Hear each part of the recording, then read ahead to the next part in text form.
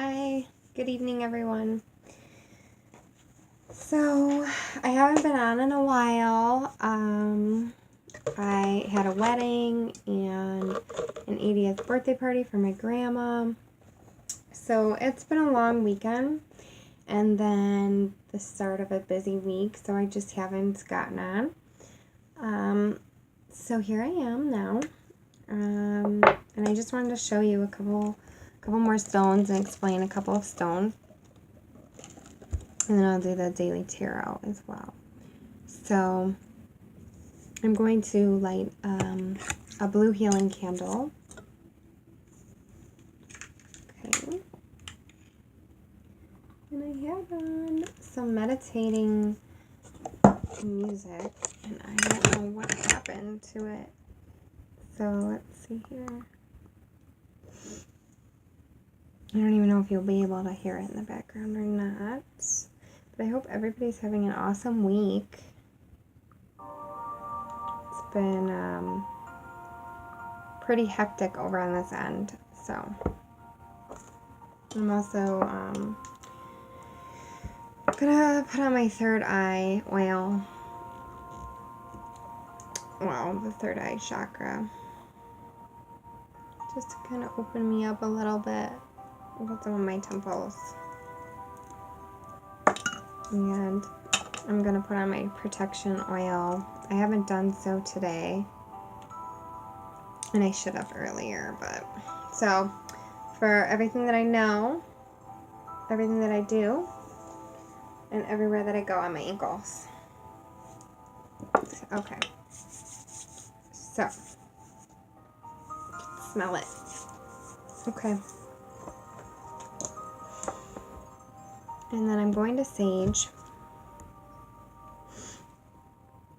And I'm going to start with this one now, because I finished the other ones. They're all in pieces now, which I'm not going to throw these out. You can actually just light it and burn it in the bowl for like a little like sage incense. Okay. I should probably take off some of the string. Anyways, so today I wanted to talk to you about a couple of stones. I have blue aragonite, and I have, I think one is called, what is the name of that? Phrenite, if I'm saying it right, and moonstone and rainbow moonstone. So those are always favorites, good ones to have. They're very feminine stones. So, okay. Sorry about that.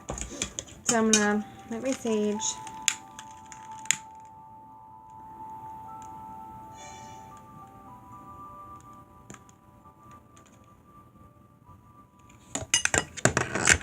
Okay.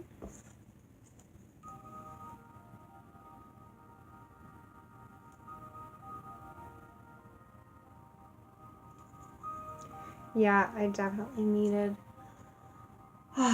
the sage today. I did not sage all day. I was having like a mental breakdown earlier.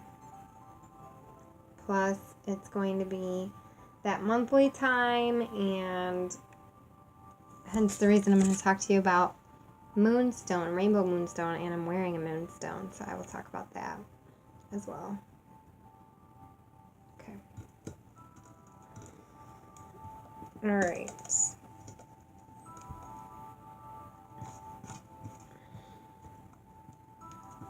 So the first stone I wanted to talk to you about was blue aragonite.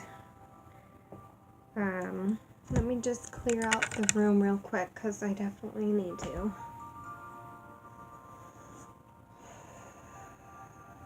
Okay. That's good. Align up my chakras. Okay. I actually left my blue aragonite in the other room. I will be one second.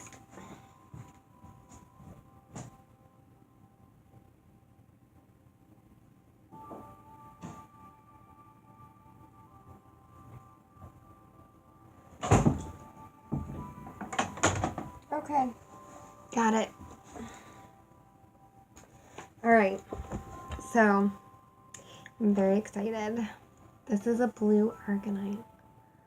It's so pretty, and it's so unlike any other stone because, like, this is a rose quartz. It's not soft and, like, smooth.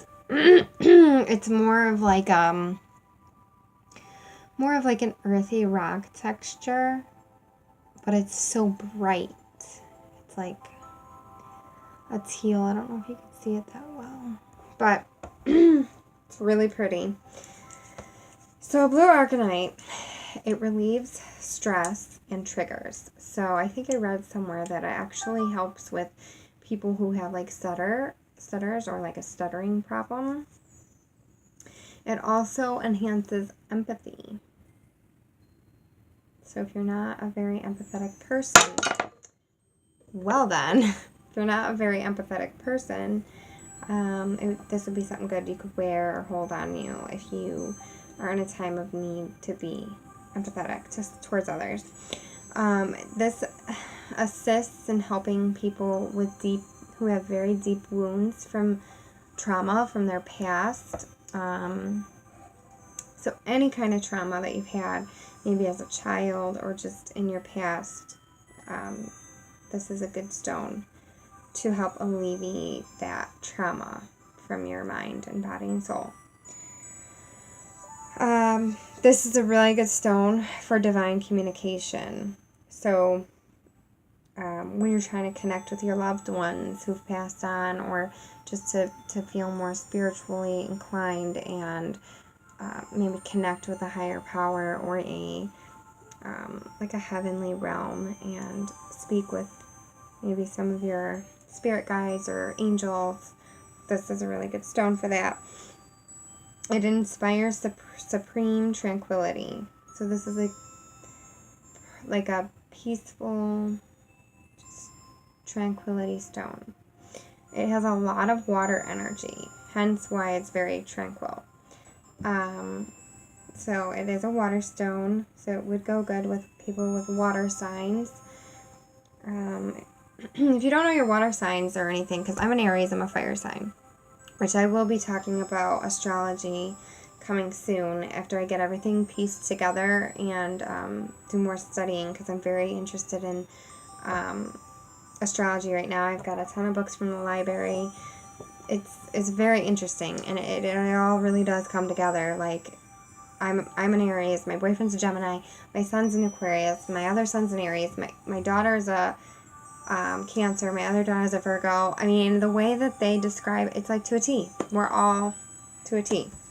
So, and it's interesting when you're all combined in one household and how different each of you are. It's very interesting to learn about and try and just see from their perspective. And oh yeah, that's because you're a Gemini, or that's because you're a Pisces. You know what I mean? So, well, there's my kitty. She loves magic. So yeah, and then this is a really good stone. It creates a bridge between your feelings, your intuition, and your expressions. So I really was drawn to that stone. So this next stone is called a prehnite. I think that's how you pronounce it, or a phrenite. And this is a peace and calming stone. It's a good dreaming and remembering stone as well. It's very powerful and uplifting. It opens the mind. It aids in spiritual connection. It has strong healing capabilities. It assists in trust and letting go. So if you're having troubles trusting yourself or other people, this would be a good stone to have as well. And if you're having troubles like letting go of certain things in the past, or just letting go of something that you need to, this is also a really good stone. So this is basically the stone that heals healers. So right now, I'm in a healing transition. I'm healing myself and I'm healing others. Or I'm trying to help heal others. So this is a really good stone for me right now. I wore this stone yesterday, and it really helped me connect better with the people around me and helps me see through their perspective so that I can help them better. This is good to hold onto you can hold it onto your heart chakra. And then you can say this little affirmation: as I heal others, I too am healed in body, mind, and spirit. As I heal others, I am healed too in body, mind, and spirit. So, also another magical tip is that you can carry this or wear it to help protect your own personal energy so that you're not being affected by other people's energies. This is a good grounding stone to Mother Earth. It enhances visualization and intuition. It's helpful for decluttering when you're hoarding things, or if you're a hoarder. I tend to hoard things and then I have a lot of clutter. So this is also a good stone. And that's very interesting because my backyard today, for months since I've moved here, has been like a cluster of clutter, like boxes, toys, bikes, garbage, you name it. It looked like hillbilly land. So like I said, I wore this yesterday, which is very interesting because today I just got this overwhelming urge to just clean it all up and not look like a box hoarder. So I did. I cleaned up my whole backyard today and I felt very accomplished, and I didn't know where that burst of energy came from until now that I'm thinking of it. It's probably because I wore this stone yesterday and I still had all the energy. It's interesting. So, and it also quiets restlessness and nervousness and worry. And I'm always drawn to those kinds of stones. My dogs are so annoying. So, anyways, my next stone I'm going to show you is a moonstone. I love moonstones. I used to have a moonstone ring, and I would wear it all the time. And then it broke. And it was like a really expensive ring. It was like $60. So this is a moonstone. Okay, it's very pretty. Moonstone is very connected to the moon and the goddess. And a moonstone has a lot of feminine energies. And it's not just for a female. I mean, males wear these stones too and carry these stones. It's more of like bringing yourself into the feminine aspect of yourself, whether you're a female or a male. And that doesn't mean anything crazy. It's just like, it just brings you more in tune with your feminine side. So, sorry, babes, but I can't see. Okay, so like I said, it's also it's good connection with the moon, and it is the stone of hope. It stimulates creativity. It helps you through personal changes. It brings you in harmony. This actually enhances your natural intuition. So that's why I really like this one. It brings self-awareness and feminine energies, like I said. It has a positive effect on fertility. It's very beneficial for conception, pregnancy, childbirth, and breastfeeding. So if you're trying to get pregnant or, oh my gosh, these dogs, or if you're trying to, ease childbirth, this is a good stone to wear or have on you. It protects against hormone fluctuations. So like I said, it's going to be that time of the month. This is a very good stone to hold or wear and to help you balance out those emotions, because, I mean, you know how it can be. I mean, one minute you're up here, the next you're down here, the next you're a roller coaster in between. I mean, it's like a flip-flop. You never know what's going to happen next. You don't know if you're going to cry or if you're going to laugh hysterically. I mean, I don't know. You know? So, this is helping me today. Oh my gosh, these dogs are terrible. let's see. If they keep barking, I'm going to go give them a treat so they'll be quiet. Okay.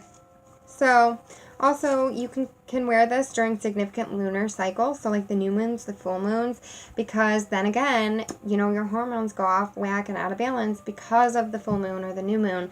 It brings your emotions and everything out of order. I mean, it really has a strong effect on you, whether you noticed it or not. Like, a lot of times you're like, man, people are really crazy in the stores, on the roads. I mean, like, it's crazy, and then you look at up at the sky, you're not even really in tune with it, and you're like, oh, that's why it's a full moon. You know what I mean? So that's why it's really good to wear this too during those cycles, because it really does play a big role on how you're affected and how your emotions come out. So then I also got a rainbow moonstone. This one's a little bit smaller. And I don't know why they call it rainbow moonstone, because it's not really like a rainbow. They kind of look the same. This moonstone is a little bit of a tanner color, and the rainbow moonstone is like it kind of looks like a bluish gray. It's pretty though. So the rainbow moonstone is pretty much like a moonstone, but it's good for protection and growth. It's good for traveling. It helps balance out the women's hormones with the lunar cycles, same way. And it also uncovers parts of yourself that you didn't know about. So, you know, it brings out your true colors. So it's a good stone to have too. Okay, so today I wanted to read from the regular old-fashioned tarot deck. So like all these cards. Okay, it might take me a hot minute to look up the meaning, but that's because I'm still learning about it. I just started going through the books, and this is the big thick book, and I just started, like, you know, underlining the meanings and trying to study it all so I can become fabulously fast. Alright, so I am going to clear the deck because I haven't actually really like read from the deck in a while. So this is, again, is my black kyanite, which basically cleanses anything and everything you touch with it. So, and I just dropped it. I should just cleanse my whole darn self. Alright. So, feeling good vibes here. Alright.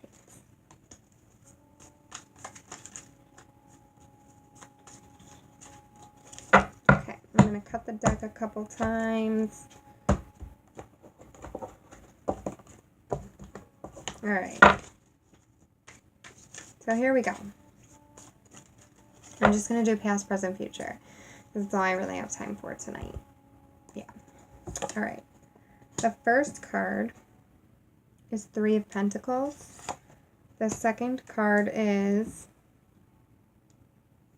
10 of Staves, I believe.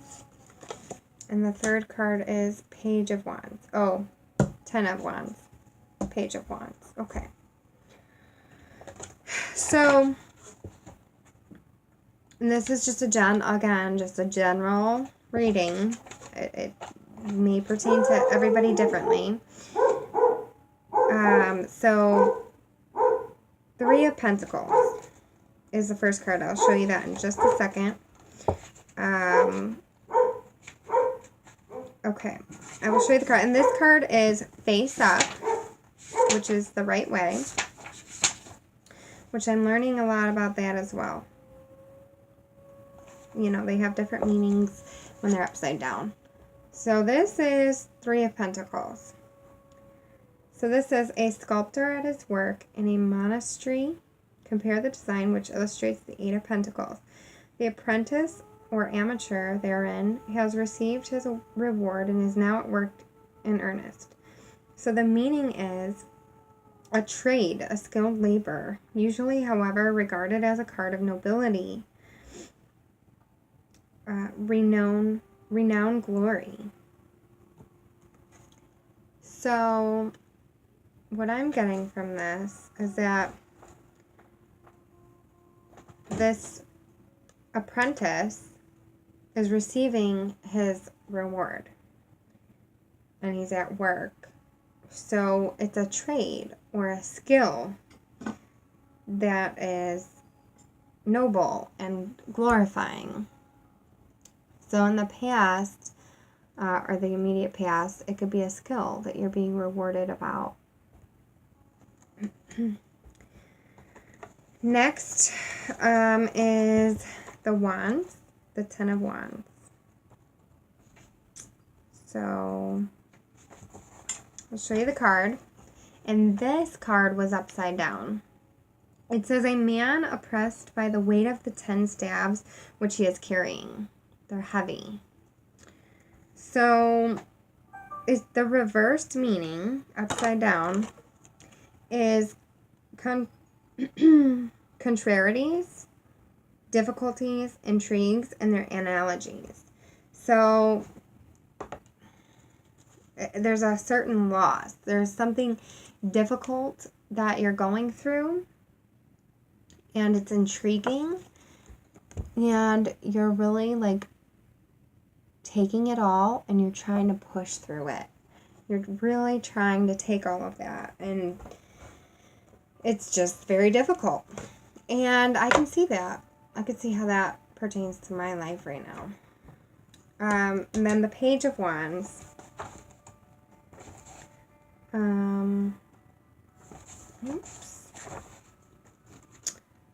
Is the future. The Page of Wands. And that is if I can find it in the book. Okay, here we go. This also was reversed, so I will show it to you right side up. It says, in a scene similar to the former, a young man stands in the act of proclamation. He is unknown but faithful, and his tidings are strange. So the reversed meaning is anecdotes, announcements, evil news, also indecision and the instability which accompanies it. So that could mean that there's going to be announcements or some kind of something that's harsh, maybe blunt. And it says an indecision and instability will accompany. So maybe because you were rewarded for your noble work, and then now it's difficult to triumph through, you're going to lash out and become unstable and undecisive with it and where you're going with it. So, I mean, it doesn't really have that great of an outcome, but there's always free will. So you can always change that outcome. So if you hear that you're going to be undecisive and unstable, you need to change that around and try to make a positive out of this whole ordeal. I'm actually feeling very drawn to drawing one more card that's on the top of the pile. So I'm just going to do that. And we got the Chariot, and it is right side up. So I'm going to look up that meaning. The Chariot. Let's see here what the Chariot means. It's a very pretty card. There's like two Egyptian like lion looking things on the ground, and I don't know if that's a man or a woman sitting in the chair, or like a throne. It looks like a throne. Okay, the Chariot. So it says here, an erect and princely figure carrying a drawn sword and corresponding, broadly speaking, to the traditional description which I have given in the first part. On the shoulders of the victorious hero are supposed to be the Urim and Thummim. He has led captivity captive. He is conquest on all planes in the mind, in science, in progress, in certain trials of initiation. He has thus replied to the Sphinx, and it is on this account that I have accepted The variation of Eliphas Levi, 2 Sphinxes thus draw his chariot. He is above all things triumph in the mind. It is to be understood for this reason that the question of the Sphinx is concerned with a mystery of nature, not of the world of grace, of which the charioteer could offer no answer. That the plains of his conquest are manifest or external, not within himself. That the liberation which he effects may leave himself in the bondage of the logical understanding. That the tests of initiation through which he has passed in triumph are to be understood physically or rationally, and that if he came to the pillars of the temple between which the high priestess is seated, he could not open the scroll called Torah, nor, if she questioned him, could he answer. He is not hereditary royalty, and he is not priesthood. So this person, which is a hero, is basically in between. They're not yet really royalty, and they're not yet priesthood. So that's very interesting. It's kind of confusing in a way, but I'm going to see what the meaning is of the chariot, and then maybe we'll have a better understanding. Like I said, I'm still trying to study all of this. So this is the card. It says here that the upright meaning means victory. Overcoming obstacles, success, ambition, determination, willpower, control, self-discipline, hard work, and focus. See, like I said, that whole willpower thing, this could change. So maybe this is when you're not focusing on your willpower and you're just going with the flow and not caring, what these cards say, and just being absurd and, like I said, like bad news, just not being very nice. Or you could be triumphing and succeeding in things. I mean, that's what it sounds like to me. So I hope that you enjoyed this reading.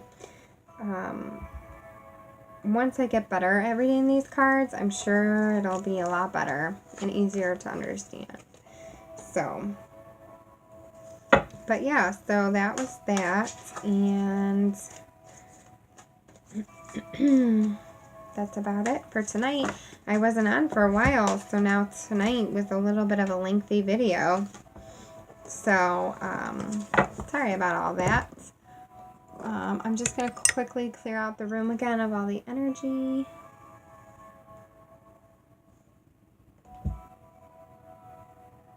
Okay. And then I will sage again. Okay.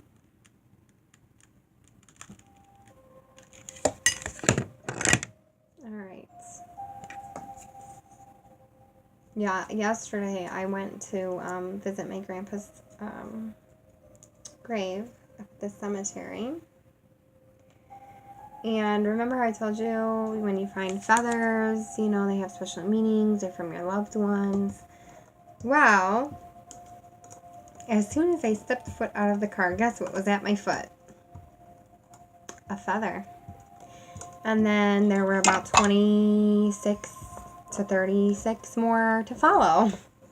Literally, of feathers. So I'm just going to show you the power of magic and the power of your angels, and if you look for your signs, because it is crazy. Okay, real quick before I leave, these feathers, I can't even begin to count them because I have so many, and these are just within the last 2 weeks walking my children to school. Are all of these feathers. That's what these are from. Okay. Now I will show you. Look at how many feathers. That's a lot of feathers within the span of 2 weeks. And all of them are almost the same, except there are some like really white ones and gray ones. And then I've got this brown one. Just one brown one. Okay. That's all on the walk to school. Now here are all the ones that I found at my grandpa's grave yesterday. Okay? They're all pretty much white or a little bit gray. I mean, it's crazy. This is insane. This is what you call miracles. Okay? This is what you call heaven coming down. Your angels coming down to visit you. That's a lot of feathers within the span of, 2 weeks and 1 day. Okay? I mean, take it how you see it. It's how you take it, really. So, I take it as signs, and they're for my angels, for my grandpa. So, I cherish them, and I will keep them forever. So, just look out. Keep your eye out for those magical things, because they're out there. They're everywhere, I promise. Alright, guys. Until next time, hope you enjoyed the video. So mote it be. Blessed be, guys.